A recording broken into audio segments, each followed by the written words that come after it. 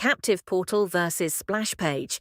They're not the same thing, and conflating them leads to poor procurement decisions and deployment risk.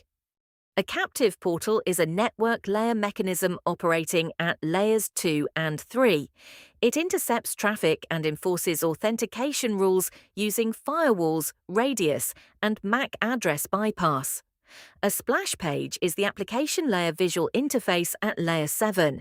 It's the web page guests see, built with HTML, CSS, and JavaScript. Think of the captive portal as the bouncer blocking access, and the splash page as the receptionist welcoming guests and capturing data. You need both to run a successful venue. Here's what matters. First, you need both working together. A secure portal with a clunky interface drives guests away. Second, configure your walled garden correctly. Pre-authentication access must include cloud splash page domains, OAuth endpoints, and CDN assets. Third, keep teams focused by layer. IT manages IP, firewalls, and radius. Marketing handles forms and branding.